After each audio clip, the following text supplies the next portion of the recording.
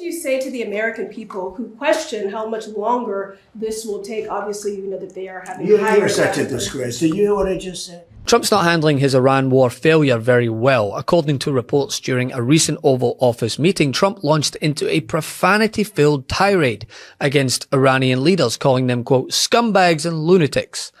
A senior administration official reportedly described him as being, quote, in revenge mode. That sounds promising, right? And according to the reporting, Trump increasingly believes that further military force is the only thing that Iran understands. So much for it being a limited in scope mission, huh, Mike Johnson? About Iran. You're talking about blowing up civilian power plants and bridges. Much of the civilized world would consider that a war crime. Do you? I won't respond to that question. Who are you with? The New York Times. I figured so. Failing New York Times. But nothing says a war's proceeding in the right direction according to disciplined strategy like the commander-in-chief entering, quote, revenge mode. And all this comes as Trump's chief propagandist came under intense scrutiny in front of Congress over the war. But it appears their claims that the president is in full control does not match reports coming from inside the Oval Office. You are asking for unlimited money for bombs when people can't feed their families. And I don't know how this administration intends to defend those decisions to the American people. Not unlimited bombs, Senator. I'm asking for the right bombs at the right time to ensure we can deter our adversaries into the future. And that's how this is a generational investment. And it was the previous administration that didn't fund this department. The reason why they are so upset with you and this administration is because the words you have used in the past don't add up.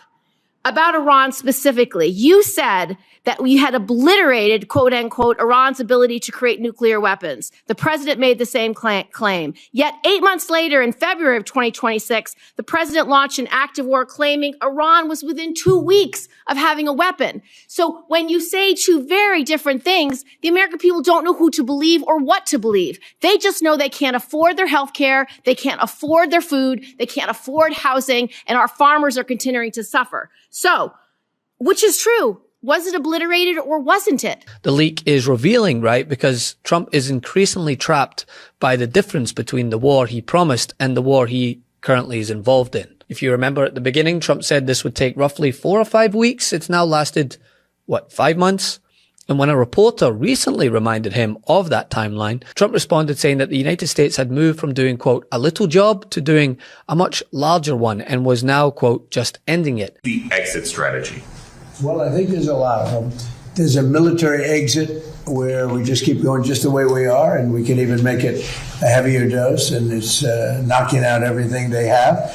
Or there's a smarter strategy, and that's you make a deal, and they want to make a deal. I just don't think they're ready yet, but they do want to make a deal. Sometimes they don't want to say they want to make a deal. They want to be the tough guys, but they do want to make a deal. There's two ways. I mean, it's you can just keep doing exactly what we're doing and take them apart piece by piece. We can do it in a more rapid fashion, which we might do, or we can negotiate with them, which we're also doing right now. I mean, as we speak, we're talking to them.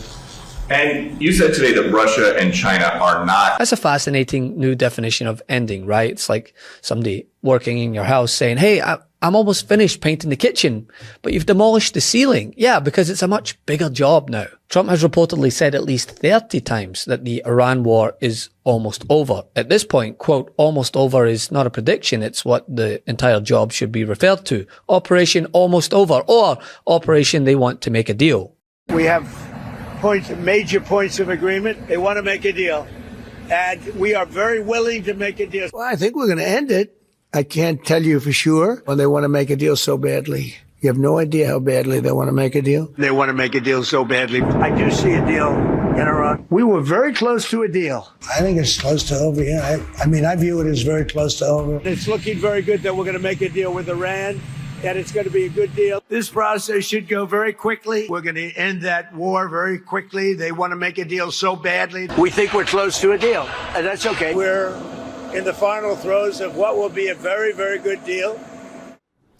Today makes 39 times that he has said something like that. And every failed prediction just increases the pressure on Trump personally, right? This is not merely another foreign policy conflict attached to his presidency. It strikes directly at the identity he sold as a lie to voters. Trump campaigned as a president who would avoid endless wars. He mocked previous leaders for getting trapped in the Middle East. I mean, he said time and time again that his negotiating ability would force adversaries to make deals and avoid conflict. He promised strength without prolonged entanglements, and instead the United States is engaged in an expanding war with no stable ceasefire, no defined endpoint, and mounting American casualties.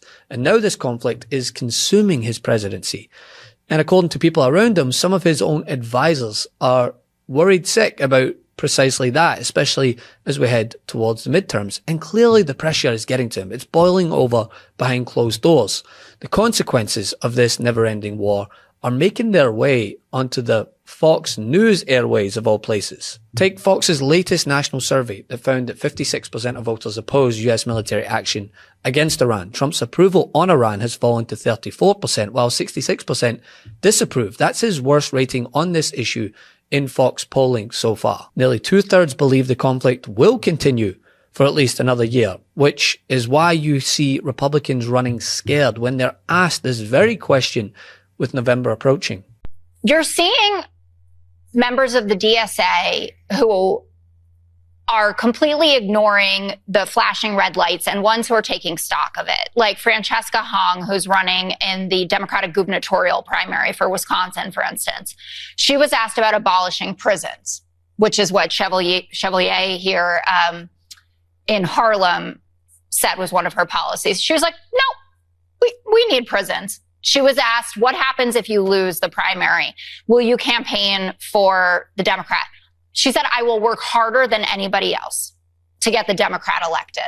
And that's what you have to do when you are, first of all, using our infrastructure that we've built over decades and decades. But if you want to be taken seriously as part of this movement, if the big tent is to be actualized and legitimate. AOC was interviewed this afternoon on the steps of the Capitol, and they asked about what Greg was saying, the communists, socialists. You said, we've been documenting this forever. And she said, well, that's the point. They've been calling us that forever. They called Joe Biden that. They said Joe Biden was a socialist. He was the most conservative Democrat on the stage in 2020. And they used those same kind of monikers. Well, he was a Trojan horse. Okay. Mm-hmm. Joe Biden is not a socialist anyway. You cut it. It's what about just the policies? Okay. They weren't socialist policies either. You admit, though, that he was a Trojan horse for radical I don't trans. What is trans? What is? I guess it's not socialist. It's not just right. It's just mutilating kids. But go ahead. You're talking to yourself. Well, okay. At least I know the answers. Okay. Her point is that the battle lines right now, at least in these swing districts where elections are decided, like in Kate Conley's district and Bob Brooks and Bobby Polito, et cetera, are between Democrats, people running with a D next to their name, and Republicans. And you showed the initial Fox graphic with this approval of socialism, or the DSA and socialism, but not communism. But there was a lot more to that Fox poll, and it was absolutely brutal for Republicans. And that is going to be the choice in November. Democrats have 53 to 46 in counties where the presidential vote was close, so decided within 10 points. Democrats have 59-41, up on inflation and prices and the economy. Young people, old people, women, independents. The only group that Donald Trump was up with was white voters, and that was just GOP +1. And keep in mind, again, this is Fox News. This is the same network whose viewers have spent months hearing that strikes are successful, that Iran is being decimated, that their entire military is obliterated with victory, always one more bombing campaign away.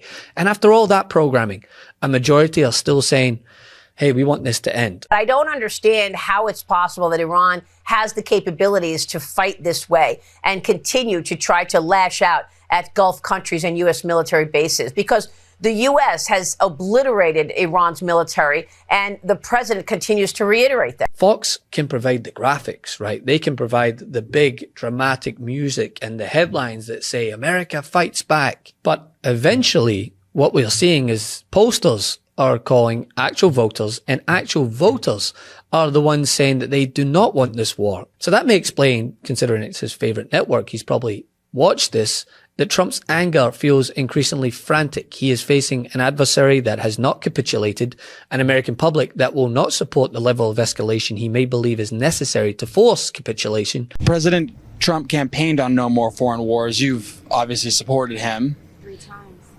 3 times. Very disappointed. My entire family is very disappointed. I don't feel like it is our war to fight, but here we are. And I did not think when the war started that it was going to be a 12-day, a 2-week, a 2-month. I'm like, here we go. And here we are, and I don't see it ending anytime soon. And I was a Trump supporter. I'm very disappointed. And a source close to the White House describing officials as, quote, being on maximum level of frustration, and that senior figures recognize that the scale of escalation Trump would need to achieve the victory he wants may be politically impossible. As this source put the problem bluntly, quote, we've got more dead Americans and a politically impossible situation. Before you go, our book, WTF America, is available for pre-order now. It's the story of how we got here and how we fight our way back. To pre-order, scan the QR code or click the link in the description. Let's do this.